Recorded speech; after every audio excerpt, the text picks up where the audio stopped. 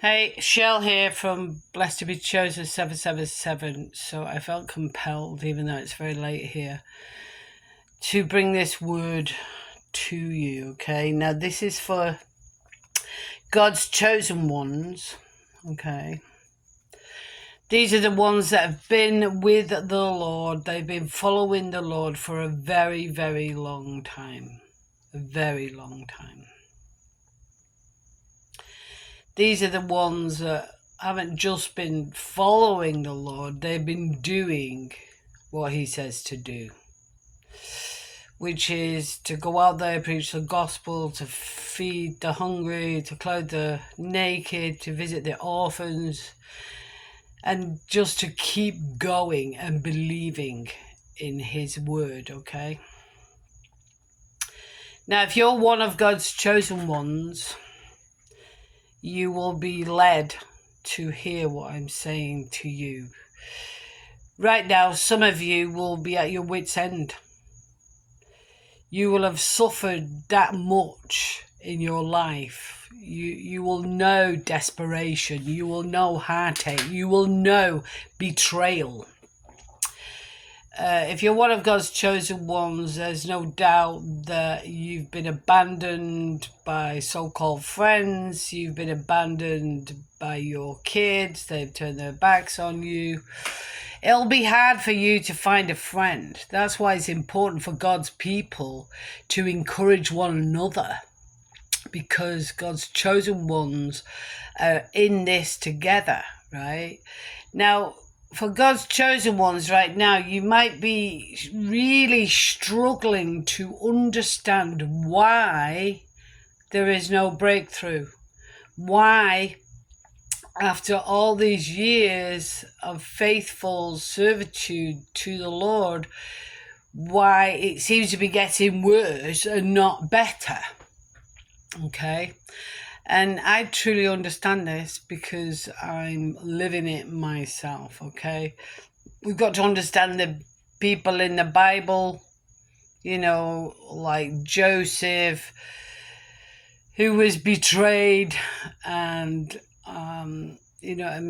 by his own family. He was betrayed, okay, by his own family. And he went, didn't he, he went from the pit to the prison, but eventually he went to the palace, And one of the people that God brought to my mind was David, okay? One of God's chosen ones, you'll have read the Psalms that David wrote, and he wrote these while he was going through the suffering. He had people that wanted to kill him, like Saul and his army and that. But I want to talk to you a little bit about basically what he endured when he was living in the cave. I want you to imagine, and now, right now, as I speak to God's chosen ones, you will feel like you're living in a cave. You know what I mean? You will know that hardship. You will know desperation. You will know, you will have shed billions of tears. You will have called out to the Lord like, when, Lord, when? Okay? So David, when he was in the caves, he was hiding from people that wanted to kill him, basically.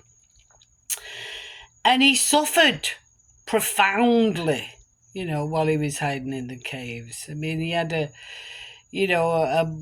army, he was fleeing from the murderous pursuits of King Saul. Now, David's suffering while he was in that cave, it was physical, emotional, and spiritual. And he lived in isolation, facing every day a constant threats of betrayal and death. I want you to imagine those caves back then, you know what I mean? No electricity or anything like that. They were dark and damp and uncomfortable. You know what I mean? He would have been struggling with hunger and thirst and exhaustion. You know what I mean? And he experienced deep, I want you to get this, right? He experienced deep emotional anguish, okay? Feeling abandoned and hunted by those who wanted to destroy him. And he poured out a lot of his grief in the Psalms, basically stating, no one cares for my soul, and that he had no refuge left. Now, if you're one of God's chosen ones, right, and remember we've talked before about how the path is wide, but the gate is narrow. So not all, will enter in. This has to be, if you're one of God's chosen ones, you will know what it feels like to be in that cave. It will be hard for you to trust anyone around you because your life will be a series of, shall we say, unfortunate events. Shall we say, betrayals, lies from those closest to you. You will feel like you're on a desert island and that you've been abandoned. And I can tell you right now, this is where your faith, it's where the rubber meets the road, because your faith will have to be very, very strong in this period. This is a period of extreme testing. It will be so extreme that sometimes you'll wonder if you can actually make it through, and where is God in this? Believe me, he's right there.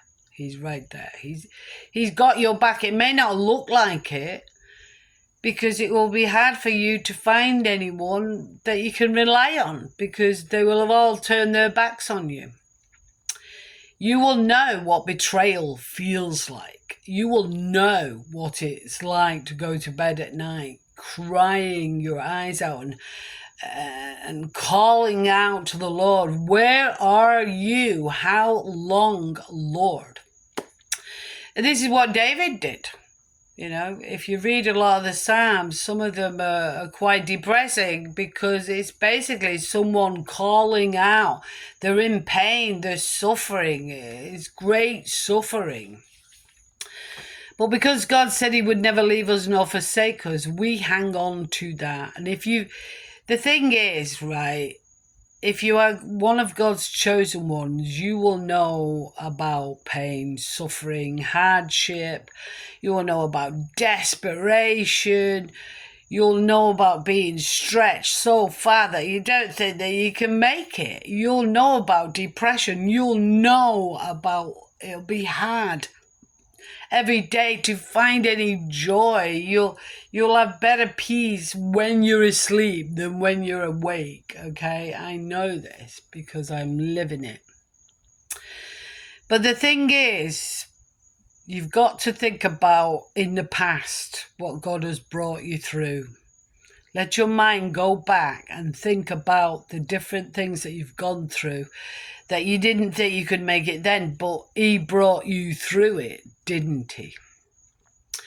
The thing is, the important thing is not to give up.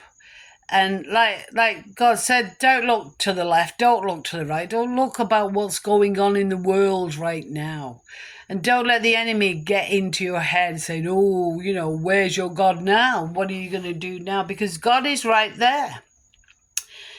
If he said he would never leave you nor forsake you, then count that as concrete, because he's not a man, he cannot lie. And all you need to do is think back in the past to what he's done in your life. Now ask yourself, do you really think that he would bring you this far just to leave you or just to let you fall? No, of course he won't. This is extreme testing. It says in the last days that we will be stretched. Like, I think about that toy that Stretch Armstrong, you could stretch it and it wouldn't break and that. And that's how it feels. You feel so stretched that no one cares about you. And that there is no one out there that's going through the same thing, but you be wrong, because all God's chosen ones shall go through this testing. They will have been betrayed. They will have been lied to. They will have been abandoned. They will have been hurt. They will have been robbed. They will have been, they will know sadness. They will know despair. And I'm talking about real despair, where it looks like you're on a desert island and it's just you, and you can see in the water all the sharks, waiting to try and get you and that. Well, that's how David felt, because he was in them caves, right? And I'm sure back then you would have had to have a fire going all the time, because there was wild beasts that could come in there in the night and eat you. So I want you to imagine that kind of pressure, that kind of stress, that kind of depression, that kind of sadness, that kind of stretching. Now, us, right, as God's chosen ones, these are the ones that he has picked, right, that he has chosen for such a time as this. And they will have had to go through that spiritual apprenticeship. They will have had to be like forged in that fire. They will have had to know what total despair feels like. And everything else has been taken away, and all you have is God. And it draws you closer to him, because he's all you have. Basically, he's all you ever had. And he's all you ever need. And I felt compelled tonight, even though I was really tired, to encourage you not to give up, and to know that the rest of God's chosen ones are going through the same thing, and God will come through.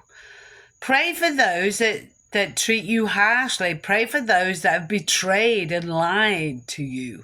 Pray for them and give it to God, because God will deal with them. Okay? So I just want to lift you up in prayer that you don't give up. Don't give up. Don't give up and don't give in, right? Because God will come through for you. Believe it. Trust it. Pray about it. Watch for it, because he will. And as far as those that have left you and abandoned you, one day they will get to see as God raises you up, almost like from the ashes. And when that happens, have nothing more to do with them, because obviously they've shown their true colours to you, haven't they? Listen, God will not leave you. He will not forsake you. Don't be troubled about what is going on in the world, and when you hear wars and rumours of wars and all that stuff. Just keep trusting him, keep praying, keep believing, keep praising him ahead of time. Say things like, God, I praise you for what you're about to do in my life. I believe it. I'm not going to believe the lies of the enemy, because he is the father of lies. God has not brought you this far to let you fall now, okay? So God bless you. Sleep well.